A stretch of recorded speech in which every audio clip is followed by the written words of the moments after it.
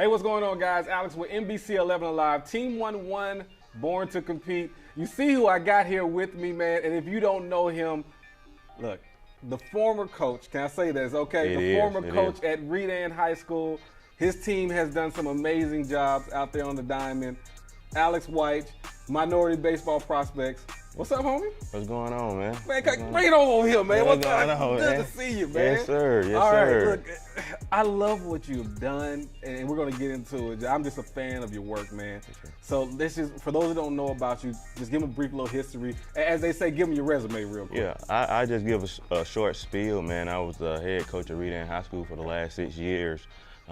Every senior sign for these 6 years I was at Redan. And then last year, man, well, this year we lost in the state championship. So, you know, Redan is the only school to ever win a black team to win a state championship in 2013, and we were just trying to continue to have that tradition. And I was there to, you know, bring that tradition back and continue it. You know, the great thing what I like about you, what you did is not only were you winning games, right? Because I mean, yes, we got to win. For sure. You know, that's the name of the game. That's what you play for. Yeah. But also, you were putting young men in school. Let's just talk about that, man. You know, obviously winning games, but putting young men in school and then seeing how they feel. You know, when they get a chance to make that next step. For sure. So when we talk about minority baseball prospects, it's always about the player.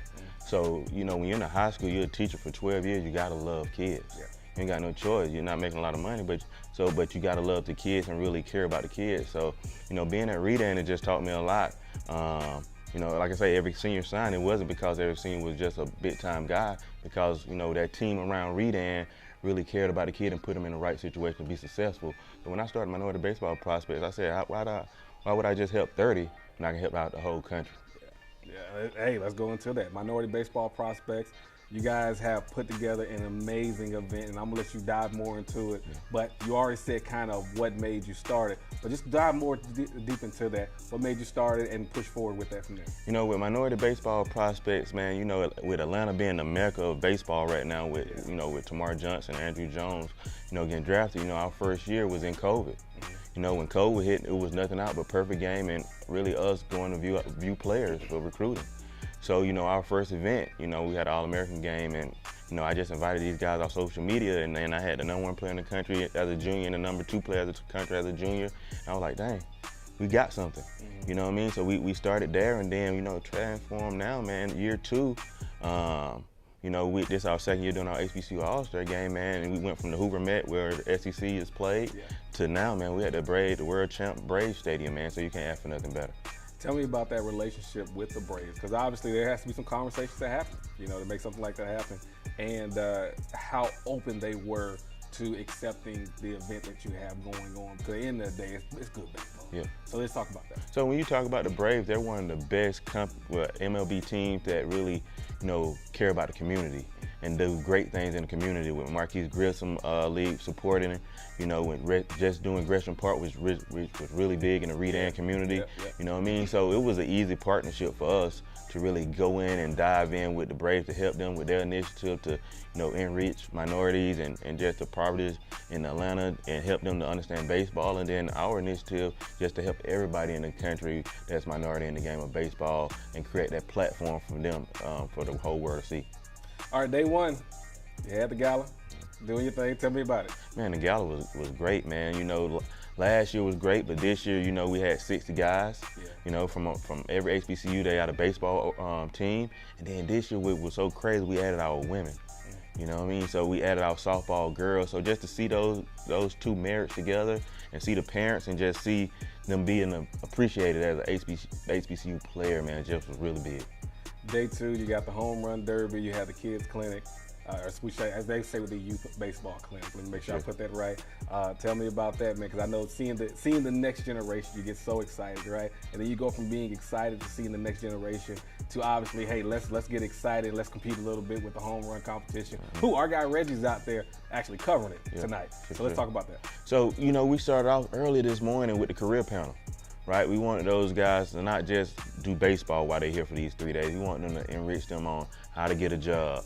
You know what I mean? How to get a job in baseball. You know what your resume is supposed to look like. So we had American Family that came in and helped us really sponsor that event and make it great for those kids on the educational front. And then we moved into probably the most important thing for us is getting those kids on that big league stadium and getting that instruction from those HBCU All-Stars and them pro players.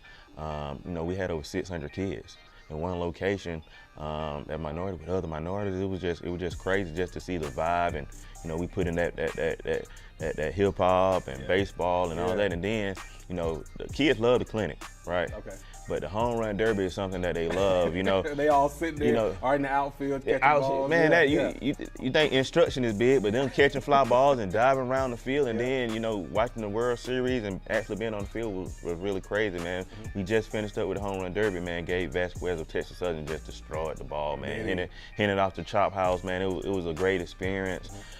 Coach came in and really just gave us the works, man, to make sure that event was great. Great turnout with kids and parents, man. So you can't really ask for nothing better. It's the day, right? Yeah. You excited? I see you got the goosebumps. Got the goosebumps going for a big event. I bet that you've obviously worked hard on. But what I love about this right here, you made it not about you. You made it not about anything else, but you made it about the players.